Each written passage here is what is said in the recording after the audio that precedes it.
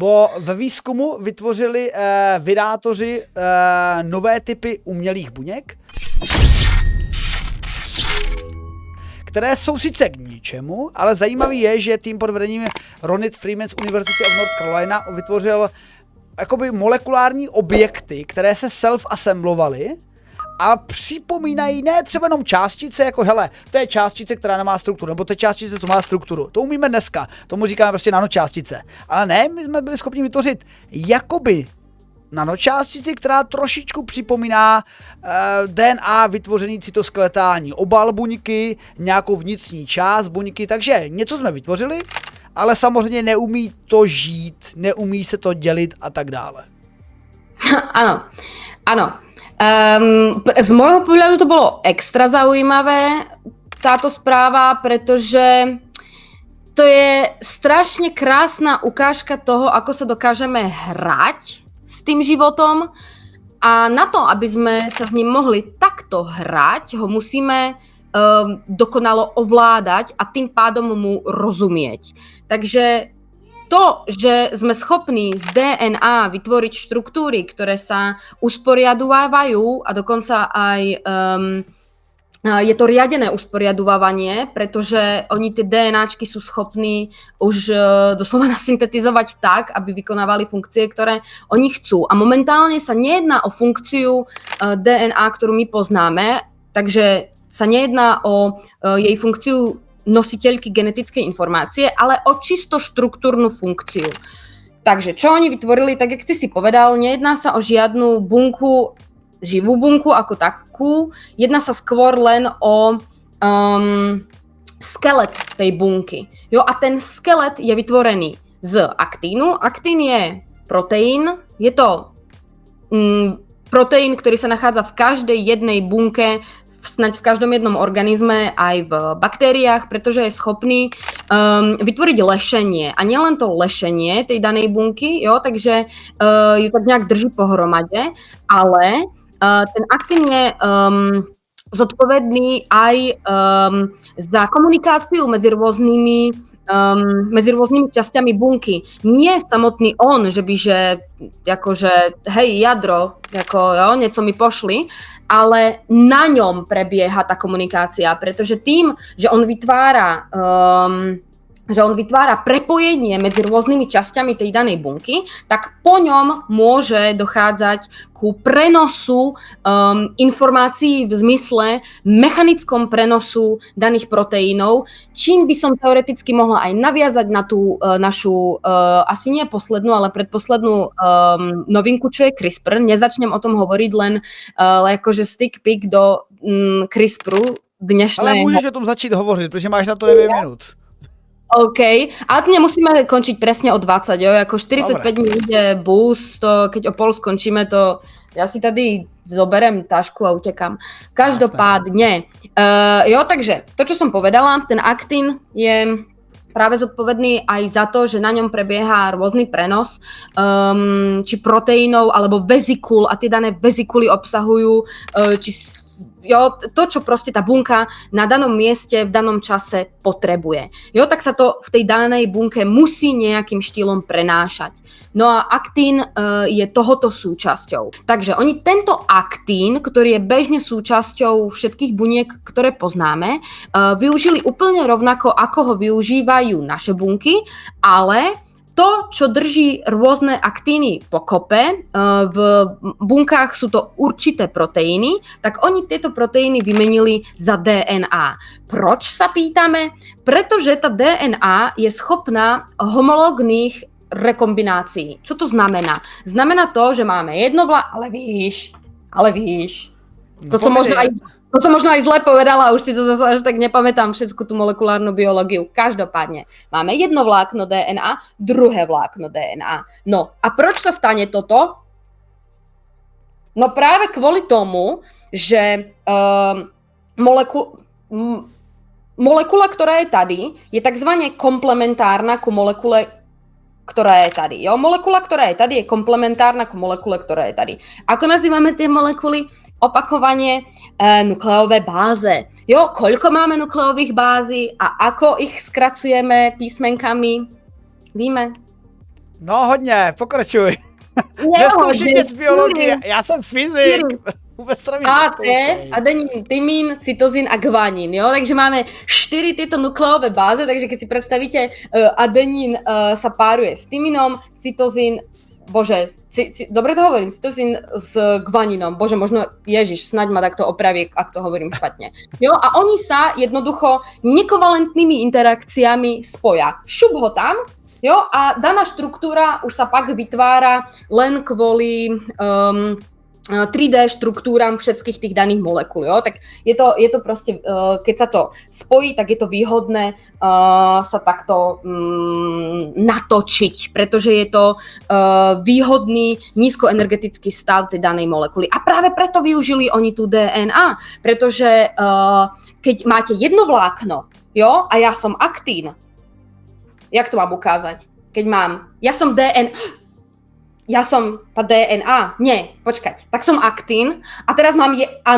mám, tady DNA a ty natiahni ruku a ty si druhá komplementárna DNA a teraz ku sebe prídeme a šup sa prepojíme a spojíme sa. Držíme sa? No, sme jo, vidíš blbě, to? Ale dobré. Ale, čo? Dobrý, pokračuj. No, chápeš. A teraz ty si aktín a tvoja ruka je DNA, moja ruka je DNA a naše ruky sú komplementárne, takže naše ruky sa jak zips alebo jak suchý zips sa prilepia a tým pádom vytvárame veľmi peknú, jednoduchú štruktúru. No a ako všetci vieme, tak štruktúry majú v určitých podmienkach organizačné schopnosti. Takže ale já ti do toho vstoupím, vstup člověka, právě ty třeba podceňuješ úplně neznalost publika i včetně mou ohledně těchto věcí, protože jak třeba moc o tom nevíme, tak jestli to správně chápu laicky, tak jde o to, že my se snažíme dělat tyhle ty umělé objekty právě z DNA, protože my víme, že v nějakém bodě komplexity a složitosti a chemického složení může dojít, že ten systém má self-assemble schopnosti a dokáže být sofistikovanější a vlastně je to počátek života, tam funguje život, proto používáme cihličky, právě DNA, místo nějakých třeba kovů, aby jsme mohli udělat složitější struktury. Chápu to správně, nebo jsem to úplně mimo? To nevím. Dobre, to tak nic. Tak ja som to pochopila tak, že tá DNA je tam práve kvôli tomu, pretože ty môžeš pospájať tým pádom viac súčastí veľmi jednoducho, jo? Takže... Jo, že dobře, jinak to řeknu, že máš lepší suchý zips, na kterém je ještě nalité lepidlo a ještě tak jsou tam drápky a chapadla. Že to mega lepidlo. Presne tak. Ja som to pochopila tak, jo? Takže počkaj, vlastne ja tu hovorím o obrázku, ktorý som vám chcela poslať. Prosím ťa, pošlím to som mala spraviť jak prvé, pretože bez obrázkov sa biológia nedá nijak pochopiť. To mne takže na ľavej strane... To som nepochopil. Čo? Jo, aha. Tady máme. Mali ste malo obrázkov, jo? V učebniciach. Dobre, takže... Já jsem z průmyslovky, já jsem nebyl na gymnáziu, my jsme biologii neměli. A ja som účtovala, ja som taky neměla biológiu, vidíš to? A sme tady. No, vidíš. A sme tady. Tak no, pokračuj. Tak, teraz už máme obrázky, teraz sa z nich môžeme tešiť. Takže na tej ľavej strane je aktín a dané proteíny, ktoré ho spájajú. Jo? Tak toto funguje v normálnych bunkách. No. A daní viedátori si povedali, OK, tak využijeme komplementaritu danej DNA, čo znamená vlastne suchozipovosť danej DNA a prepojíme oveľa viac aktínov za pomoci práve tejto schopnosti tej DNA. Aspoň ja to tak chápem. Možno to je úplne ináč. No a oni sú takto schopní, aj na tom obrázku vidíte, vytvoriť rozličné štruktúry. Ty si povedal, že či to využívame kvôli tomu, že vieme, že majú nejaké samoorganizačné schopnosti. Nevím, že či to využili práve kvôli tomu. Ja si myslím, že to využili kvôli tomu, že to tak robí bunka. Jo, a že oni to tam aj niekde spomenuli, že sa samozrejme inšpirovali tým životom, takže tak, jak to robí ten život, tak to skúsili spraviť oni s tou DNA. Jo, a áno, niečo im z toho vzišlo, pretože keď dáš olej do vody, bude sa ti to miešať? Nebude sa ti to miešať. Takže oni vytvorili neviem jak, ale vytvorili kapečky o veľkosti buniek, kapečky vody o veľkosti buniek v oleji. Tým pádom posielam ďalší obrázok, pretože mimochodom to mám priamo z ich článku a tá grafika je nádherná. Veľmi sa mi páči. To sa im veľmi podarilo, pretože málo kedy vidíš články s veľmi kvalitnou grafikou a tento článok je práve jeden z nich. Takže tamto pekne tento obrázok vysvetľuje. Máte kvapku vody, ktorá je o veľkosti bunky a ona je v oleji.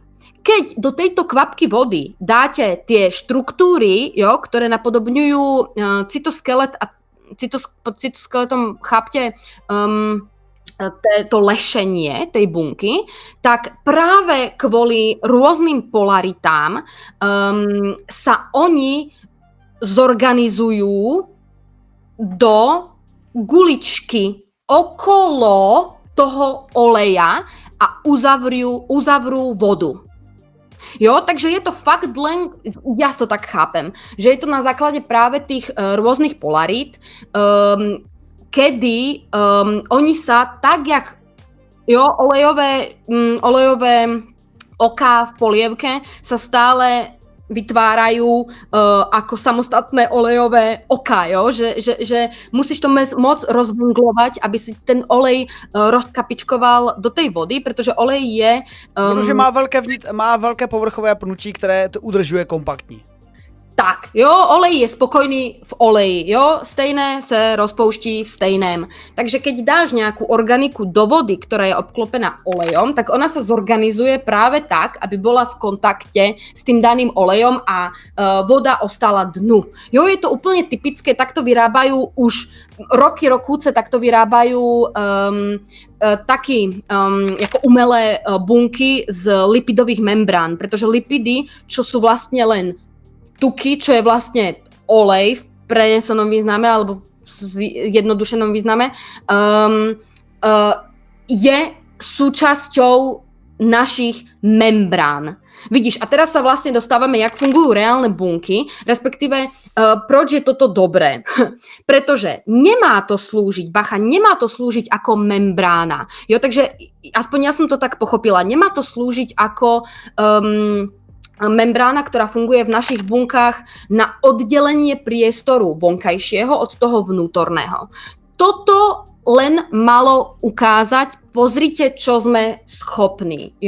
Že sme schopní vytvoriť nie membránu, ale lešenie v bunke, nie v bunke, ale v bunkoidnom nejakom v bunkoidnej vodnej kvapke a dokážeme s tým ďalej pracovať. Pretože tak, jak bolo v tom článku napísané, pri vyšších teplotách je to stabilnejšie ako náš cytoskelet, ako naše lešenie. Takže určite to využitie možno niekedy niekto tomu nájde to využitie. V tomto prípade šlo len o hranie sa s tými bunkami. A preto je to tak krásne, pretože ako toto tu vytvoriť, toto tu nasyntetizovať, ja si to ešte chcem dočítať, jak vôbec ku tým jednotlivým kompartmentom, ktoré vytvorili pak tú celkovú štruktúru, jak sa ku ním vôbec dostali. Že či to je syntetizované ako proste molekula od molekuly, alebo jak?